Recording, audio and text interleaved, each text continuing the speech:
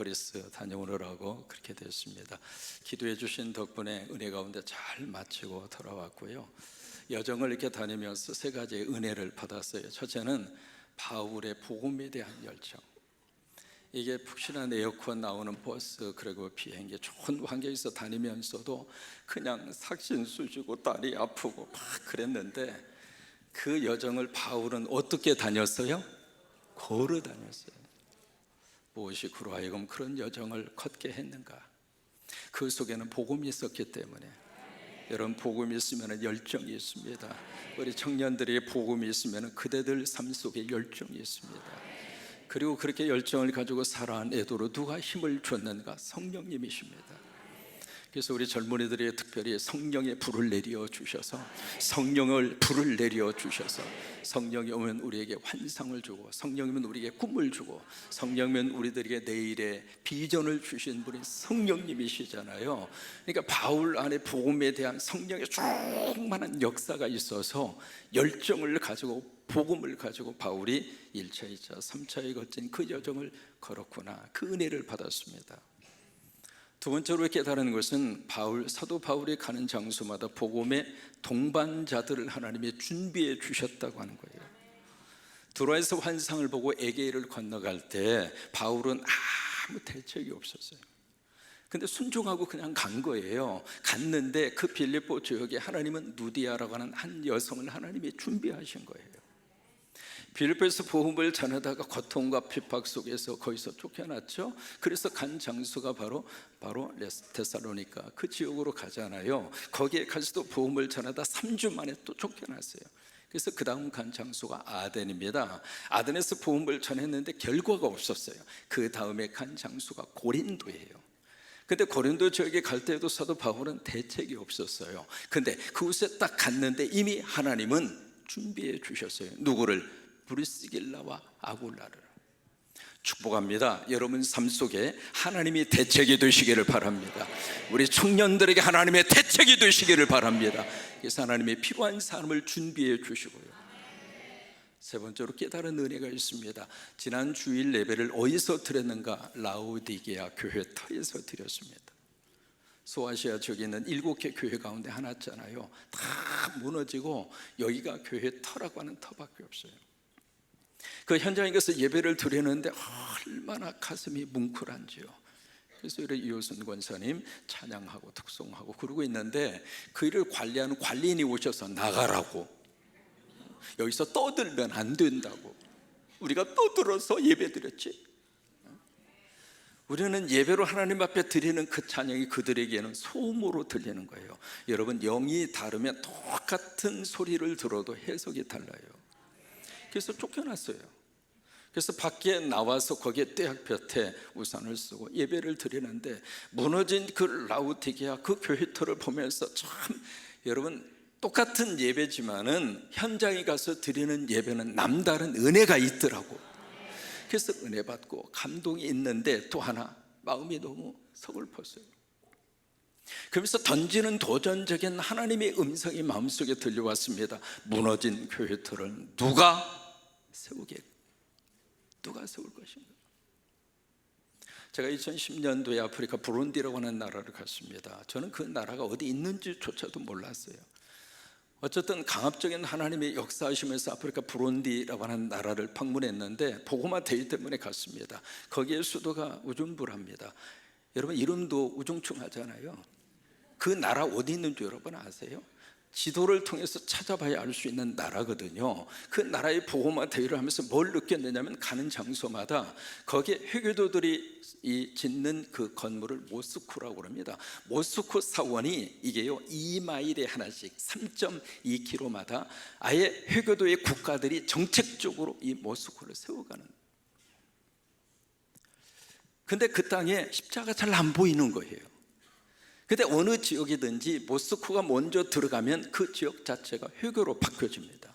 이슬람 회교도의 교인들로 딱 바꿔줘 버리거든요. 근데 그 지역에 십자가를 세우면 예수 믿는 사람으로 바꿔지는 거예요. 그래서 그때 마음속에, 그렇지, 십자가 세우자, 주님의 이름으로 십자가 세우자. 그래서 오늘 118개 십자가를 하나님 앞에 세우게 됐습니다. 우리가 시편 128편을 읽었는데요, 그 말씀에 세 가지, 우리가 살면서 세 가지 꼭 하고 싶은 일이 있습니다. 무슨 일일까? 첫째로 무엇을 세우는 일이냐면 집을 세우는 일이에요. 이게 우리가 인생을 살면서 꼭 우리가 감당해야 할 첫 번째 일입니다. 두 번째로 뭘 우리가 해야 하는가? 성을 지키는 일이에요. 이 성이라고 하는 것은 영어로 city라고 되어져 있습니다. 도시, 그 의미도 같지만 우리 삶의 자리, 가게가 될 수도 있겠고요, 사업터가 될 수도 있겠고요, 우리 나라도 될 수 있겠고요. 그것을 우리가 지키는 일입니다. 그 다음에 세 번째는 무슨 일이 있느냐면 자녀에 대한 문제입니다. 자녀를 갖는 일이든지 아니면 자녀를 양육하는 일이든지, 이 세 가지 일을 우리에게 딱 제시를 하면서 이 일을 과연 어떻게 우리가 이 일을 해 나갈 것인가, 그 문제예요. 그래서 1절과 2절을 보시면 주어가 1절의 주어와 2절의 주어가 다릅니다. 1절에 보시면 주어가 누구께서, 여호와라고 하는 이 단어가 1절에 나옵니다. 그 다음에 2절로 가서 보시면 주어 자체가 달라요. 누구가? 너희가라고 그랬어요. 주어가 다릅니다. 이 세 가지 일을 우리들이 하면서 우리가 사는데, 이 일을 내 힘으로, 내가 주도적으로 이 일을 할 것인가, 아니면 하나님께서 하시도록 맡겨드릴 것인가. 하나님이 내 가정을 세워주시고, 하나님이 우리 집을 세워주시고, 아멘 할 때까지 할 거예요.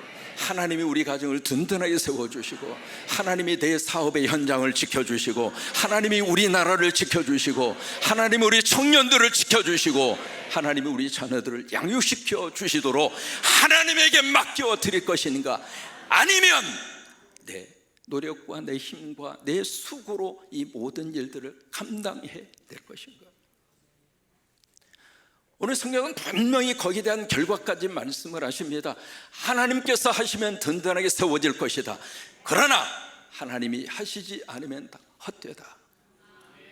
그래서 1절과 2절에 헛되며 헛되도다, 2절에 보시더라도 헛되도다, 이 영어로 메인이라고 하는 단어를 3번이나 씁니다. 이 헛되다라는 단어를 가장 많이 반복해서 나오는 성경이 있습니다. 전자로 시작하는데요, 전도서. 여러분, 전도서에 헛되다라는 말이 30번 나옵니다. 하나님이 없는 것은 다 무너집니다. 하나님이 없는 수고는 헛된 거예요. 헛되다고 하는 말은 안개를 잡는 것과 같다, 그 말이에요. 잡았는데 손을 펴보니까 아무것도 없는 거예요. 마지막 밤을 그리스의 아테네라고 하는 도시에서 하룻밤을 지냈습니다. 거기에 그 유명한, 거기에 그 아크로폴리스라고 하는 지역이 있습니다. 아크로라는 말은 높다고 하는 뜻입니다. 폴리스라고 하는 말은 도시라고 하는 뜻이에요. 그래서 높은 곳에다가 바로 아크로폴리스 도시를 형성을 했는데, 거기에 세계적으로 유명한 신전이 있습니다. 파자로 시작하거든요. 파르테논 신전입니다. 그 신전의 이 길이가 70m입니다. 폭이 30m예요. 커요, 작아요? 엄청나게 큰 신전입니다. 기둥이, 지금 여러분들이 양쪽의 기둥을 보고 있습니다만, 이 기둥은 비교할 수 없을 정도로 기둥의 지름이 1.9m입니다. 좀 놀라세요. 높이가 10m입니다. 예, 점점 더 놀랄만 합니다. 앞에 기둥이 8개입니다. 안 놀래요? 이 기둥이 저 뒤에도 똑같이 8개입니다. 옆에가 17개입니다. 이쪽도 17개입니다. 기둥이 모두 50개입니다.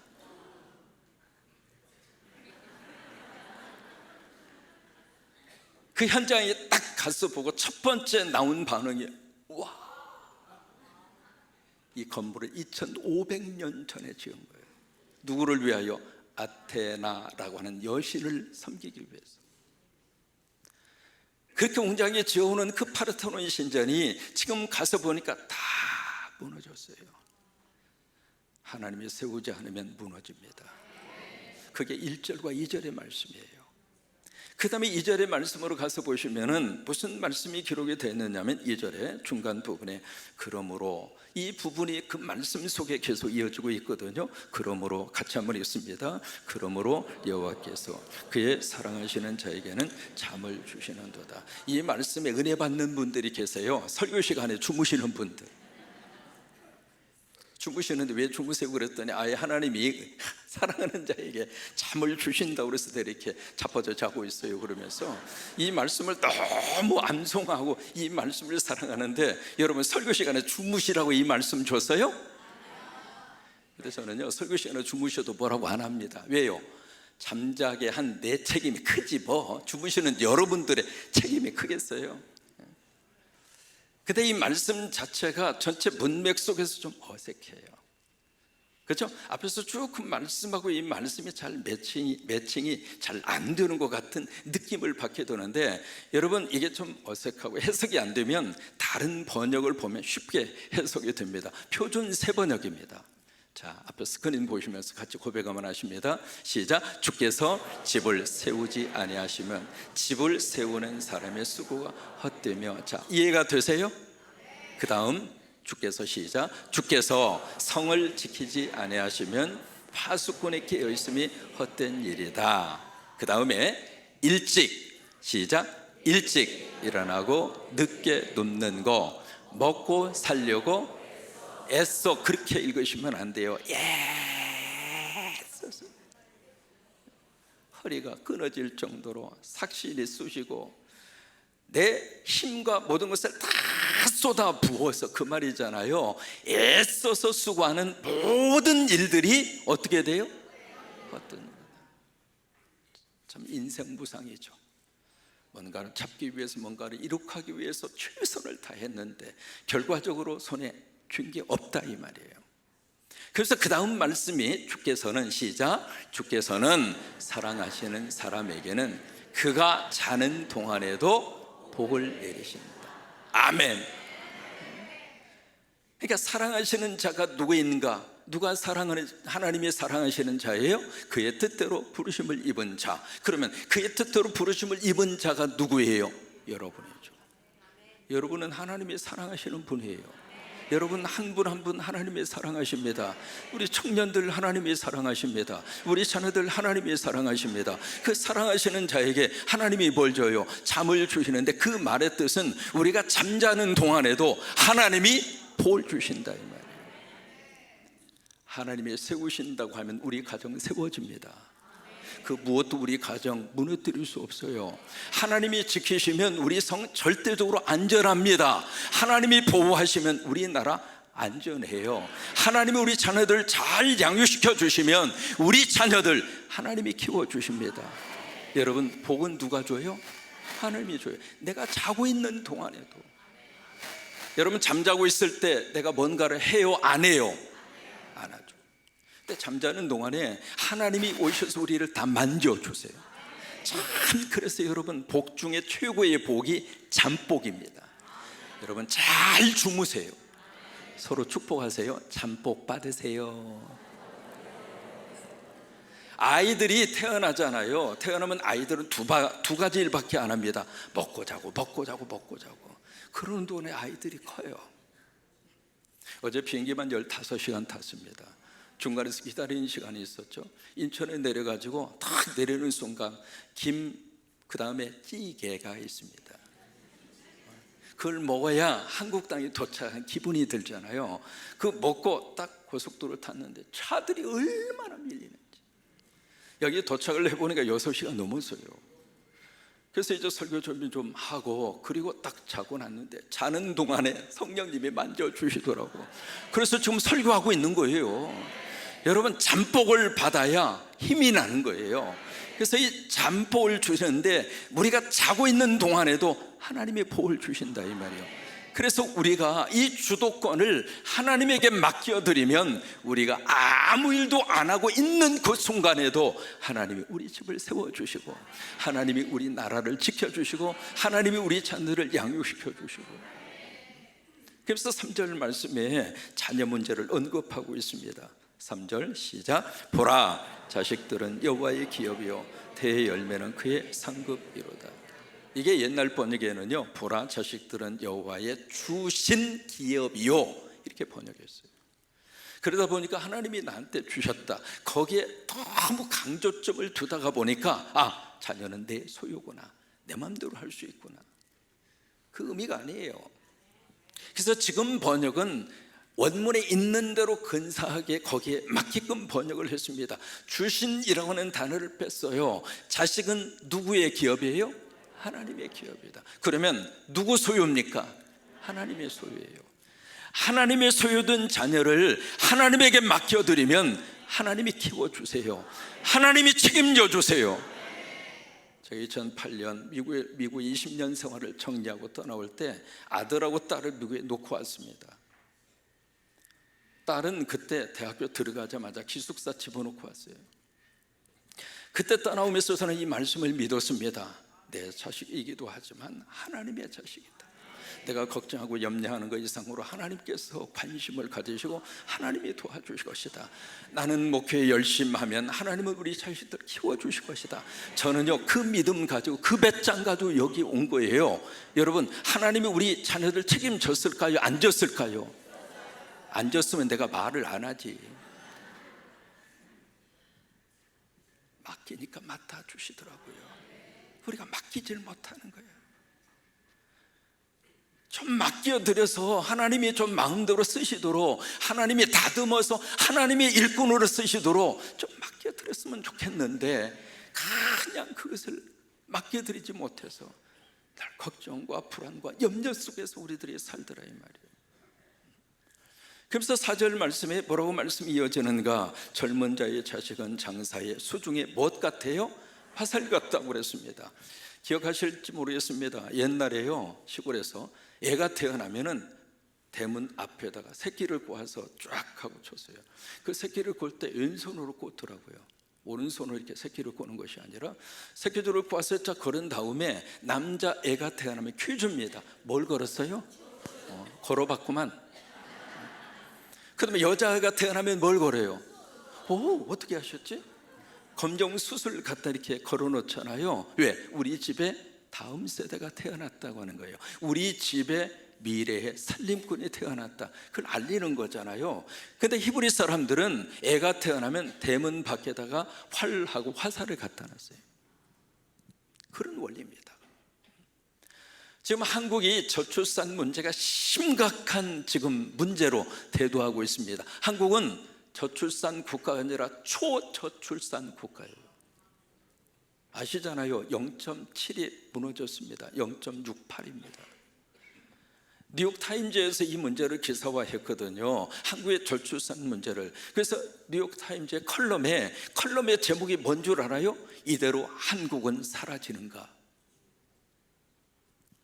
여러분, 심각한 문제입니다. 그래서 뉴욕타임즈에서 컬럼에 무슨 내용을 썼느냐면 14세기에 흑사병이 있었잖아요. 그 흑사병이 유럽을 확 하고 휩쓸어 갈 때 유럽 전체 인구의 30%에서 60%가 죽었습니다. 그보다도 한국의 초저출산 문제가 더 심각하다고 하는 거예요.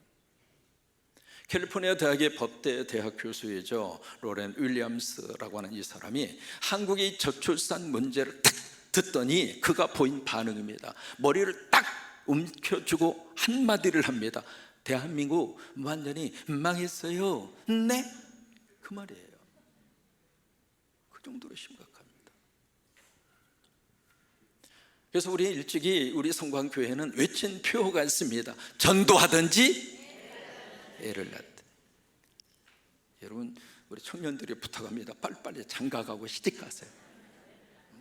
장가고 시집가셔서 그냥 하나님이 주시는 생명 잘 나오셔서 기르시는 행복이 있게 되기를 주의 이름으로 축원합니다. 우리 과거 시골에서 말이죠, 저희 집도 형제가 6형제입니다. 지금 시대에 둘만 낳고 나면 저는 이 세상에 존재하지 못했습니다. 왜? 제가 5번째거든요. 지금 하나나 둘만 낳으면 여기 없을 사람 수두룩해요. 그래요, 안 그래요? 어려운 시절 나를 낳아서 나를 길러주어서. 근데 지금은 애 결혼도 늦게 하지만 애도 안 가지려고 그래. 이해는 돼요. 이해는 되지만 따라서 하십니다. 자녀는, 크게 하세요. 자녀는 짐덩어리가 아니라 복덩어리다. 그러니까 빨리 시집가고 장가가서 애 많이 낳으시라고요. 아멘도 별로 안 하네. 정리하겠습니다. 삶에서 우리는 세 가지 일을 하고 살아요. 어떻게 하면 집을 세울까? 어떻게 하면 가정을 좀 세워갈 수 있을까?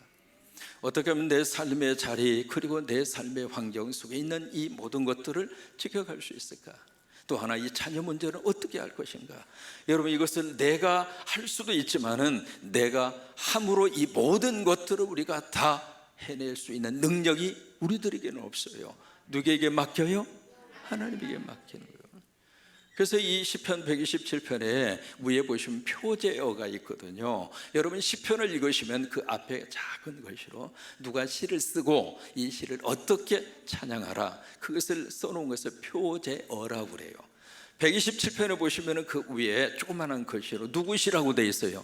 솔로몬의 시입니다. 솔로몬이 작사하고 솔로몬이 작곡한 거예요. 두 번째로, 곧 어디에 올라가면서 불렀던 노래예요? 성전에 올라가면서. 예배 드리기 위해서 성전에 막 올라가면서 이 찬송을 부르는 거예요. 무슨 찬송이냐면, 주여 오늘 예배 드리겠사오니 주님이 우리 집을 세워주옵소서, 하나님이 우리 가정을 세워주옵소서, 오늘 하나님 앞에 예배 드리겠사오니 내 성을 지켜주옵소서, 우리 나라를 지켜주옵소서, 오늘 주님 앞에 예배를 드리겠사오니 우리 자녀들의 미래를 하나님이 책임져 주옵소서. 이 노래를 부르면서 성전에 와서 예배 드렸다 이 말이에요. 여러분, 이 축복이 여러분 가운데 넘치게 되기를 주의 이름으로 축원합니다.